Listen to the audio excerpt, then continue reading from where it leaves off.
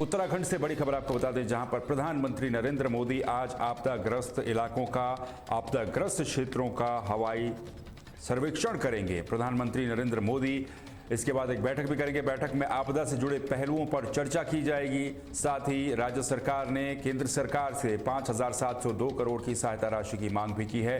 PM के सर्वेक्षण के लिए शासन ने तैयारियां पूरी कर ली हैं। बड़ी खबर आपको बता रहे हैं उत्तराखंड से, जहां पर पीएम मोदी आज आपदाग्रस्त क्षेत्र का हवाई सर्वेक्षण करेंगे।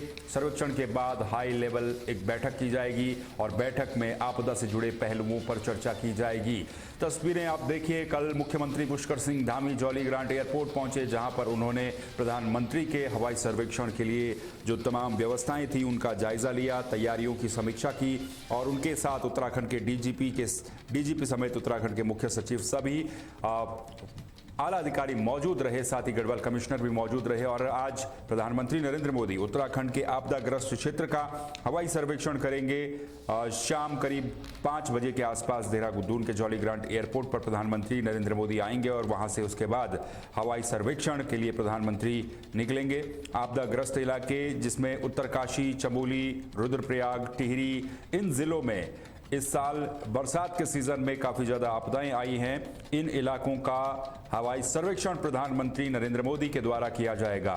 तो प्रधानमंत्री नरेंद्र मोदी बृहस्पतिवार को उत्तराखंड के आपदाग्रस्त इलाकों का हवाई सर्वेक्षण करेंगे। इसके बाद एक उच्च स्तरीय बैठक भी होगी जिसमें आपदा से जुड़े विभिन्न पहलुओं पर चर्चा की जाएगी। किस तरीके से रेस्क्यू ऑपरेशन चला, किस तरीके से राहत बचाव के काम चलाए गए, कितना नुकसान हुआ है, क्षति का आकलन करके रिपोर्ट क्या कहती है और उसके बाद उसके लिए क्या क्या अब आवश्यक कदम उठाए जाने हैं, इसका भी इस बैठक में इस पर भी चर्चा की जा सकती है। तो केदारनाथ के बाद इस साल उत्तराखंड में सबसे ज़्यादा आपदाएं आई। 2013 में केदारनाथ आपदा जब आई थी, तो उसके बाद ये साल वो साल था जब बहुत ज़्यादा आपदाएं उत्तराखंड में आई हैं और इस कारण सरकारी संस्थानों की ही अगर बात करें तो करीब 1900 करोड़ रुपए की संपत्तियां क्षतिग्रस्त हो गई हैं। बड़े पैमाने पर नुकसान कई जगहों पर गांवों को हुआ है और कई लोगों के घर इस आपदा के भेंट चढ़ गए हैं।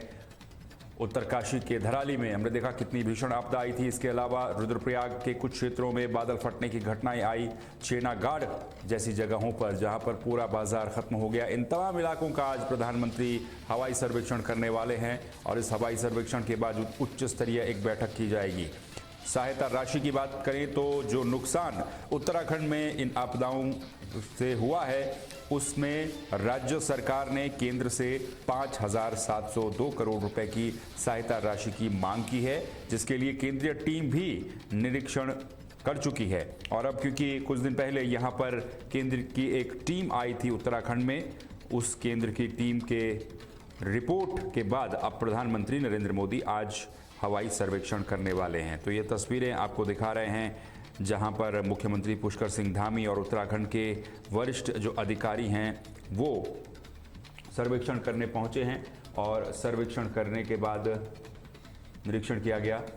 फुल फ्रेम आपको ये तस्वीरें दिखाते हैं जहां पर मुख्यमंत्री पुष्कर सिंह धामी ने व्यवस्थाओं का जायजा लिया है। वो जॉली ग्रांट एयरपोर्ट पर पहुंचे, तमाम दिशा निर्देश उनके द्वारा दिए गए।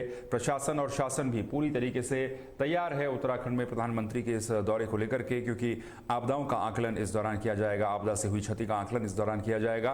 और इसके लिए खुद मुख्यमंत्री पुष्कर सिंह धामी ग्राउंड जीरो पर आपदा के दौरान भी थे और आज मुख्य प्रधानमंत्री के दौरे से पहले जो उनके दौरे की व्यवस्थाएं हैं, उसकी तैयारियां हैं, उसका निरीक्षण करने के लिए भी वो जॉली ग्रांट एयरपोर्ट पर पहुंचे। प्रधानमंत्री शाम 4:30 बजे के आसपास इस जॉली ग्रांट एयरपोर्ट पर पहुंचेंगे और यहां से हवाई सर्वेक्षण के लिए प्रधानमंत्री निकलेंगे। संभवतः उनके साथ उत्तराखंड के मुख्यमंत्री पुष्कर सिंह धामी भी मौजूद हो सकते हैं इस हवाई सर्वेक्षण के दौरान।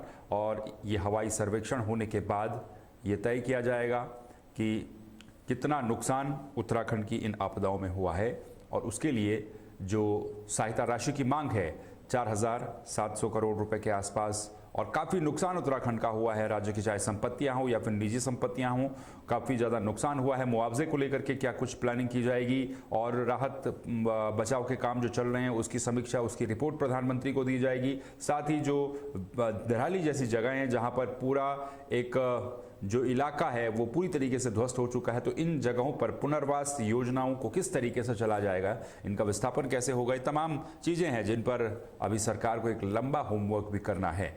लेकिन उससे पहले प्रधानमंत्री का ये दौरा आज काफ़ी महत्वपूर्ण दौरा उत्तराखंड के लिए, जहां प्रधानमंत्री आएंगे और हवाई सर्वेक्षण इन तमाम आपदाग्रस्त इलाकों का करेंगे।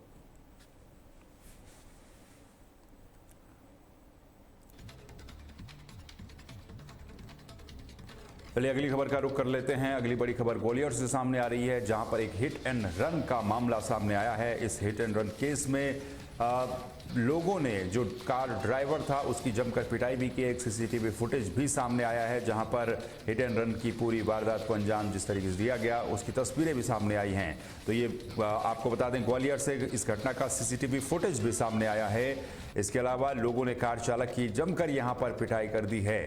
तो ये ग्वालियर से आपको बता रहे हैं, ग्वालियर में हिट एंड रन का मामला सामने आया है। ये सीसीटीवी फुटेज भी आप देख सकते हैं जहां पर ये देखिए किस तरीके से एक कार एक व्यक्ति को उड़ाते हुए जाती हुई नज़र आ रही है। और इसमें क्योंकि अब ये देखिए ये ड्राइवर की किस तरीके से लोगों ने, भीड़ ने जमकर वहां पर पिटाई की है। जो व्यक्ति, जो युवक कार चला रहा था, कार चालक की लोगों ने जमकर पिटाई की है। ग्वालियर के इस हिट एंड रन के मामले में ये तस्वीरें सामने आई हैं ग्वालियर से, जहां पर तेज रफ्तार कार ने 3 राहगीरों को कुचला है। और इसमें आपको ये भी जानकारी दे दें, घायलों में महिला और एक ट्रैफिक पुलिसकर्मी भी शामिल है। सीसीटीवी फुटेज भी इस पूरी घटना का सामने आया है, जहां पर 3 राहगीरों को इस कार चालक ने कुचला है और काफ़ी दूर तक इनको घसीटता हुआ ले गया। और उसके बाद जब लोगों के हाथ ये कार चालक लगा तो लोगों ने इसकी जमकर पिटाई कर दी। ये वो फुटेज है, ये तस्वीर देखिए आप किस तरीके से ये कार जो सामने से आ रही है और इसमें जो ट्रैफिक का जो कर्मचारी है उसको किस तरीके से टक्कर मारने के बाद कार की बोनट पर वो ट्रैफिक कर्मी साफ तौर पर दिखाई दे रहा है, जिसके बाद इस कार चालक की लोगों ने जमकर पिटाई कर दी।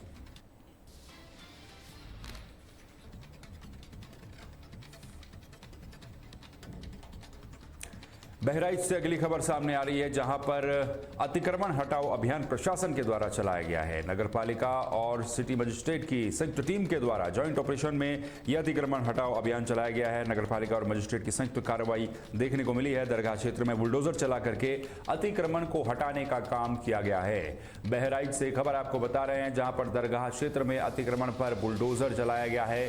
नगरपालिका ने अतिक्रमण के खिलाफ कार्रवाई की है और इसके अलावा अतिक्रमण हटाने को लेकर के पहले भी चेतावनी दी गई थी, जिसके बाद अब नगरपालिका और मजिस्ट्रेट की ये संयुक्त कार्रवाई यहां पर देखने को मिली है।